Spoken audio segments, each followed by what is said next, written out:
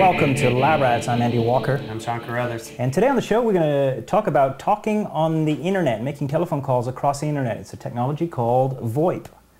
Acronym boy, what is VoIP? Voice over Internet Protocol. And you actually capitalize the V, the I, and the P. Why? I don't know.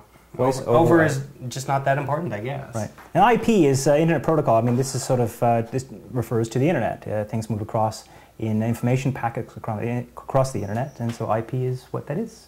IP addresses. Is it information packet? IP? TCP IP? Internet Protocol. Well, there you go. All right. Let's, let's talk a little bit about voice over IP then. Sean, you brought a bunch of gadgets today. Yes, and you brought the eggs. I did, yeah, and sadly I broke one, so I had to kind of duct tape it together. But just be very careful with that one, because that one could let go at any time. All right. So voice over Internet Protocol is nothing new. It's actually been around for a few years, but up until recently, the internet actually wasn't up to the speed of voice over Internet Protocol. You would try to do a conversation, two people at either end. You would break the conversation up into bits and send those bits out over the internet. And unfortunately, with the bandwidth problems with older internet, hardware that was out there, is you'd end up with part of the conversation getting out there, and then it would take a while to reassemble it at the other end. You have these conversations that were very start, right, and it would take a long time to get through them. Right, so you end up with dropouts, and it was almost like taking an MP3 file and cutting the middle out of it, and so it plays a song, and then all of a sudden there's this dead spot, and it plays the song to the end. Yeah, and having a natural conversation when something like that is happening is almost impossible. Now, when I first ran across this technology a few years back, I thought, this will never catch on. This is just too frustrating. But times have changed, hardware has changed. Well, by the looks of things, with the gadgets you brought today, the voice over IP is booming. Yeah, I mean, the very fact that you're watching us right now over the internet shows that it's got well more than enough bandwidth to handle something as basic as a voice call.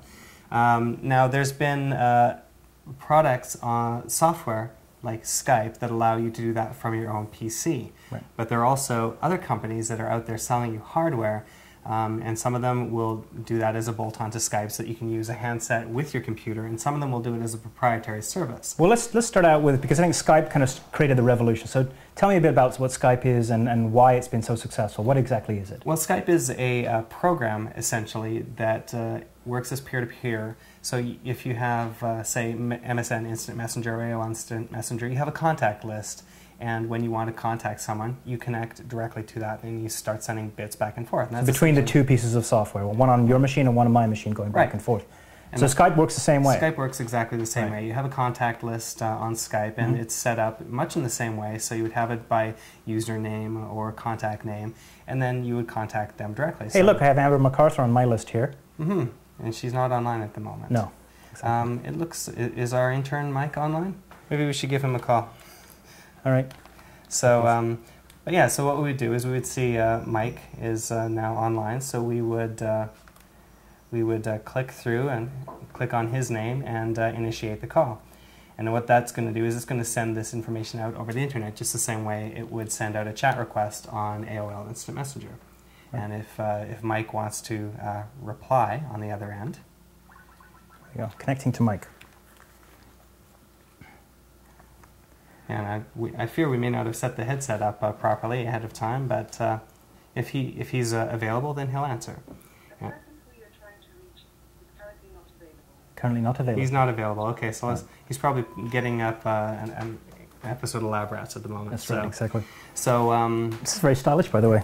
Yeah, I feel like operator number 26. Right. This is actually the Logitech Premium USB Headset. I think it's the 350. And this is one of the methods that you can use to talk through your computer. Now, you generally have a microphone on a notebook and speakers. You don't necessarily want to do that because it's not the best quality audio. Yeah. So something like this, a headset, will allow you to get fairly good quality conversations. It'll isolate the speaker from the microphone and basically allow you to have a good conversation without... Right. Runs about how much? Something like that's about $50 to $60. Right, very good, okay. All right, so let's move on to these other. So Skype is free though, right? Skype, computer to computer, you can make telephone calls. I can't hear myself talk here. Yeah, I have to take this off. Skype is free to do it in this way, where you use a contact-based list, where you're going from computer to computer. Right. Now, if you're wanting to connect to the outside world, which is another service that VoIP offers these days, there will be a fee for something like that because that company that you're using, in this case Skype, will have to make that connection to the outside world. Right. So that service is called SkypeOut, correct? SkypeOut. And then Right. you can also have SkypeIn, in this case, where you get would have a phone number. You would have a phone number, and Right. people could call you and it would come to your computer. That's very cool. Now, you might want to turn that off because I think you're losing time there. Oh, right. And that's another thing is with a lot of these services, you will get charged for these calls much the same way as you would. Actually, if you look up in the long top distance. corner here, it says €9, and that's actually the account that I have left, because I actually bought €10 worth of calls, and this was like 6 months ago, and I'm making maybe a dozen calls or so. It's like a penny a minute or something ridiculous like that. So It is pretty cheap, and that's one of the benefits is it still may charge you to call people across the country, but it's probably a lot less than calling through your telco. Right, okay. So that's Skype. You can get it from Skype.com. It's a free application, and it's just pay-per-use for inbound or outbound calls to the regular telephone system, what they call POTS or plain old telephone service. Right. So you can call your grandma on Skype and you'll pay about a penny a minute or something along, the equivalent in euros. Right, so if your grandma's in San Diego, what it'll do is it'll go over the internet to San Diego and then get a connection out from there. Right, okay. So it's a local call. All right. So, what about all these other gadgets? What do they do? Well, I want to look at this VTech product here at the moment. This is actually from Vonage, which is one of the pay-per-use internet providers. Now, you need their hardware to make this work, and you pay for their subscription. And it's okay.